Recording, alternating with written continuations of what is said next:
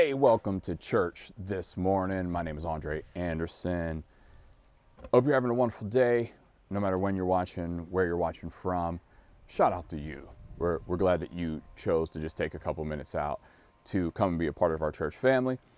If you've been watching us for a while, you know that we kind of do this pre-recorded model where we can pre-record, I can edit this thing down, and then we can watch together on our home campuses, wherever we are. We have campuses all over the country. You know where you're at, you know who you are. Shout out to you. Put it in the comments when you're watching, if you feel like it. If not, it's whatever.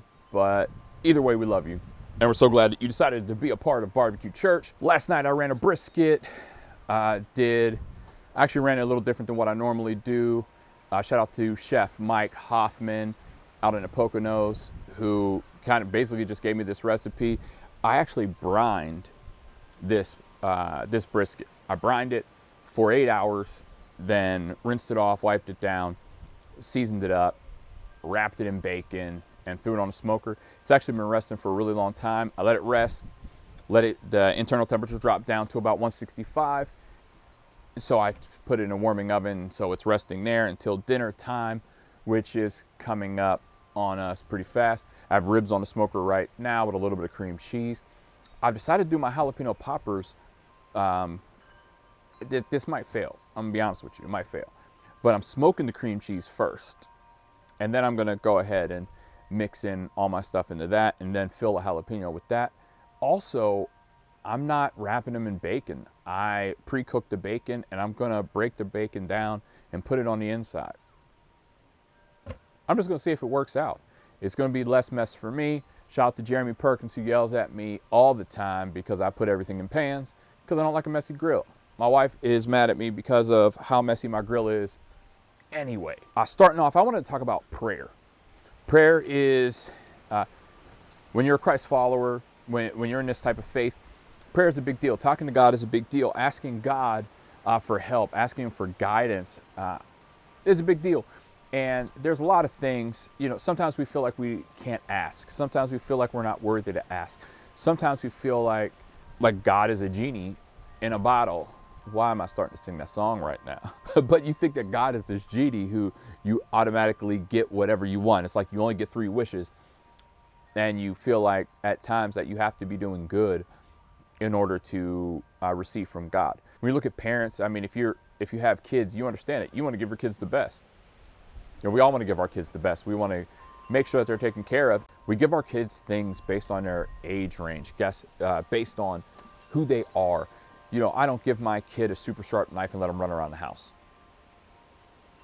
I preached a sermon about that a long time ago when my son was 3. I'm not going to give him a knife and let him run around the house.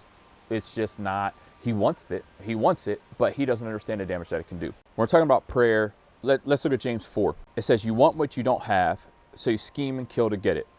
I actually used this a couple weeks ago.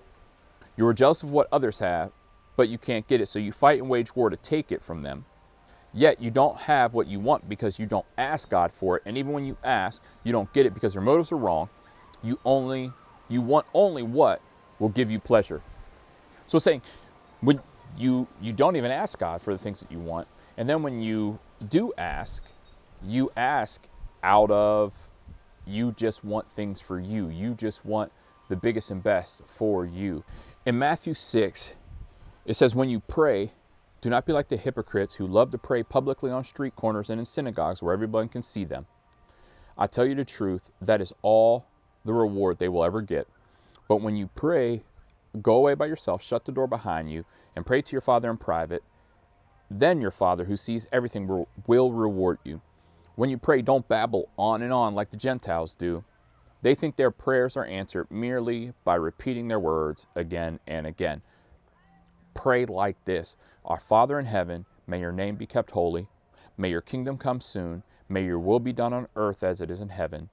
Give us today the food we need, and forgive us our sins as we forgive those who sin against us. And don't let us yield to temptation, but rescue us from the evil one. All right, so in the times that this is written, we're talking about a people who, when they say as the Gentiles were people that weren't really connected to God. They didn't have that relationship, and so they were just trying to figure it out. So they were just saying a bunch of words and just saying the same thing over and over and over and over again, thinking that that's the way it works, but that's not how it works. You don't have to sit there and ask the same thing over and over and over and over and over again. It's not just repeating words, but it's not about that repetition. It's about asking for the proper thing. When you look at the way that they say pray like this, a lot of us have heard the Lord's Prayer, and a lot of us have memorized it. Most of us in the NIV version. That's just not the one that I read. But when you break it down, it's in its simplest form. I'm not going to go into the deep. I'm not, as you know, I'm not going to do the deep theological sermons here. But you recognize God and you ask for his will to be done in your life. Okay, so God, I recognize you're my God. I need your will to be done in my life. I know that you have something for me, and I ask that you make it happen. And it's, what I need for today. Break that down for me. When it says, give us today the daily bread, it's the bread for the day. It's going back and looking at Genesis when, God was providing manna for the children as they walked through the desert. It was the food, it was the bread that they had daily, and they weren't able to store it up. So God, give me what I need for today. And then ask for forgiveness and forgive other people. That's a thing that people don't want to do. You don't want to forgive other people, and I get that. I 100% understand that. I'm honestly the same way. It's hard, but it's something that we have to do. And then we have to fight temptation. As the time I recorded this a couple weeks ago, we're at West Point. It was the Villanova game. We knew we were going to have a sold out crowd, and I knew that my area was going to get the most traffic. It's just the way it is. It's the way that people come in. I knew. And so on the way in, I was praying. I'm like, look, I can't do this. I can't do this on my own. God, I need you to show up. I need you to help, or else this isn't going to work out. And God 100% showed up, because there was no way I could have done what we did there. I mean, we totally packed out all of my parking spots. It was great. It was amazing. We made it work, made it happen. We didn't have to turn people away. It was a great time. We have to ask. We have to realize that we can't do it on our own, and pray. I talk about Proverbs 3, 5, and 6. Trust in the Lord with all your heart and lean not on your own understanding. And, in all your ways acknowledge him, and he will direct your path. Acknowledge is to know intimately. That means to spend time. Spend time with God. I wake up every morning and I walk and I pray. I'll get up super early. I wear a ruck vest with a 20-pound weight in it, and I walk about 3 miles around this community, and I pray. I spend my time with God as the sun's coming up. And then I go on about my day, and I pray throughout the day. The Word of God talks about praying continuously. Sometimes, it's throughout the day, you just pray. You just have those moments. Hey, I need help today. Hey, this is what's going on. Hey, it's just spending time. It's like those quick check-ins. You don't have to have those long, drawn-out prayers. Sometimes it can be a text message prayer. Start text message praying. If you don't have a relationship with God, or you've never said, hey, Jesus, I want you to be a part of my life. It's a simple prayer. It's, Jesus, I believe in my heart, I confess with my mouth that you are Lord. I believe you died on a cross and rose again for me, so that we could have a relationship together. So come to my life, help me, change my family, and help us to live the best life that you have for us as we walk with you. Then you can text JOURNEY to the number that always appears on the screen. Fill out the information. You will get a 30-day devotional that'll get emailed to you every morning for the next 30 days. And we're just going to continue to move forward. Shout out to my mom for the All the Smoke shirt. Shout out to Larry Weathers, who designed this for me, the Weathers Agency. And these will pretty soon be available for purchase once I have time to sit down and figure all that out. But I'm in the middle of a smoke right now. We got other stuff going on. But look for that coming in the next couple weeks. We love y'all. Y'all be safe. Shout out to all of y'all. Bam.